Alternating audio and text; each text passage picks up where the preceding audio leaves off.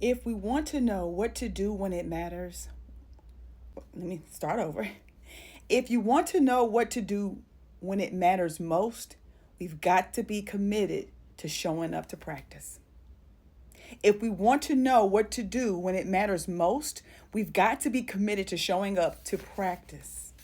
Fridays are for book club. I want to give you the amazing things that I don't want you to forget from this amazing book called The Best. We wrapped this book up last week. We actually started a new book, but I wanted to finish this out with you all because these are some really good nuggets I wanted to leave with you. The book that we're starting this month is Developing the Leader Within 2.0 by John Maxwell. And his books are amazing also. So if you're in leadership, those books will help you be a better leader. Even if you're not like a boss or anything like that in a business or anything like that. The most important person you're going to lead is yourself. Leaders equal influence. There's different types of leaders, right? So that is really good what we're covering in that book. So I'm picking up from chapter 9 where I left off. And these are things that I don't want you to forget. These are so good. That's why I had to spend a block back to give them to y'all. The best is a wise yes. Wisdom needs to be practiced day after day if we're going to know how to apply it to the best yes decisions when they come.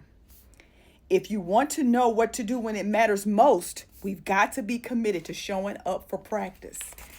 Here's the thing when it comes to playing in a game. If you haven't been showing up for practice, you're not about to get out there and be on that field playing because you could get hurt. So you got to show up to practice. If we aren't walking in wisdom, we're walking in folly. Folly's ways leads to death. If we're not walking in wisdom, we're walking in folly. And folly's ways leads to death. Let's see, chapter 10. Managing demands means understanding expectations. Here are some great questions to ask yourself when determining if the expectations we're agreeing with this yes are realistic or not. It feels thrilling to say yes to this now, but how will this feel in 2 weeks, 2 months, or 6 months from now? Do any of the expectations that come from this yes feel forced or frantic? Could any part of this yes be tied to people pleasing and allowing that desire to skew my judgment of what's realistic and what's not realistic? Which wise, older grounded in God's word, more experienced and more mature people in my life think this is a good idea? So which wise, more experienced person in my life thinks that this is a good idea? Are there any facts I try to avoid or hide when discussing this with my wise advisors? So these are questions to ask yourself when you have to make a decision. Because a lot of times we're making decisions based off on people pleasing. I don't want nobody to be mad, so I'm going to tell them yes, even though I want to say no. All right, do you feel all this resentment and just all kind of things? What makes an expectation unrealistic? When an opportunity stretches me to a breaking point and it becomes unrealistic. Usually for me, the areas I have to consider are my time. That schedule required to meet the demands of this opportunity isn't in line with the time I have to invest. My ability. I'm not equipped with the necessary skills to carry out the functions of this opportunity. My money. I can't afford the financial responsibilities that come along with this opportunity. My position. The responsibilities of this opportunity evoke a sense of dread instead of fulfillment in my heart. My season. There is something that must take a higher priority during this season of my life. Therefore, the timing is off for me to take this opportunity. Whenever there's an opportunity presented to you, ask yourself these questions: your time, your ability, your money, your passion. A lot of times people ask me stuff and I know it's automatically no. I know it's an automatic for me because I am looking at either my time, my ability, my money, my passion, and my reason. That's how I weigh my yeses and my nos. Some stuff I know is a no. Chapter 11, the power of the small no.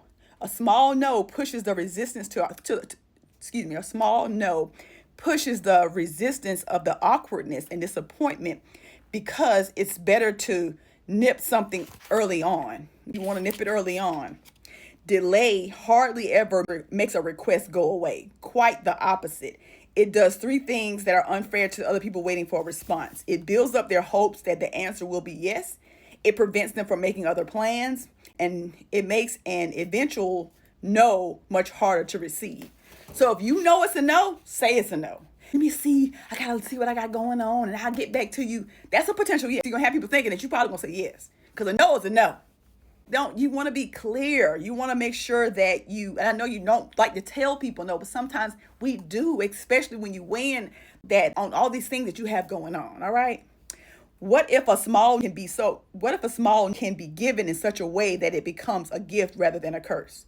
If you haven't carefully traced out in advance, if you haven't carefully traced out in advance whether you want to go through and to the places that the river flows, you'll be in trouble.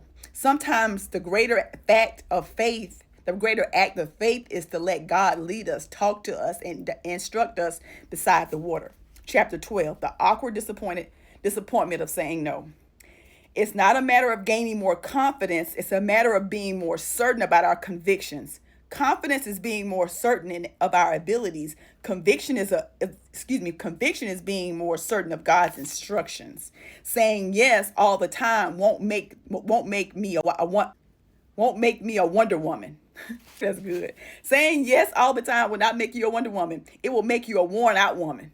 Child, it will make you a worn out woman if you always saying yes. I will not let the awkward disappointment of others keep me from my best yes appointments with God. Appointments and disappointments walk hand in hand.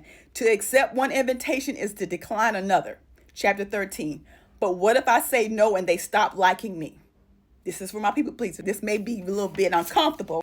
If the person you're trying so hard not to disappoint will be displeased by no, they'll eventually be disappointed even if you say yes. Unrealistic demands lead to undercurrents of failure.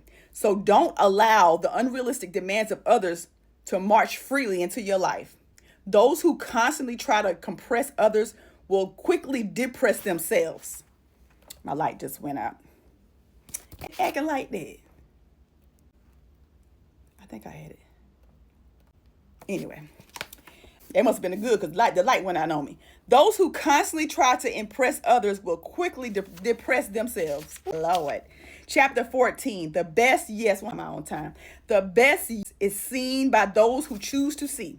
Saying no isn't an unnecessary rejection. It's a necessary protection for our best answers. We will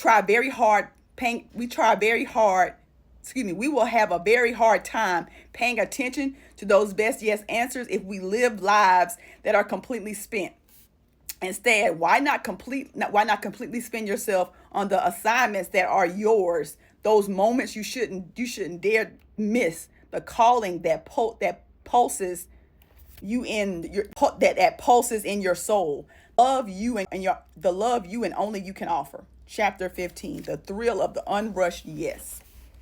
Relationships nourish us in ways nothing else can. It's the relationships that help us. Do what you need to do, protect and strengthen the fabric of your relationships. It is okay to get help. This light is being so ghetto. Divide up your responsibility. If you don't have any way to get help, then reduce your task list. Do what you need to do. Do what you need to do to have healthy relationships. We do what we do and feel how we feel because we think what we think. Your patterns of what feeds your insecurities the most. A fixed mindset versus a growth mindset. I gotta stop here. I'm almost done, but I'm gonna stop here because it's so good. We find security when we tie our mindsets to our potential of Jesus working. Just as our bodies need to oxygen, our souls need the truth flowing steadily in and out. So I'm gonna wrap it up here because there's still some more, but it's so good. I'll see you in the next video.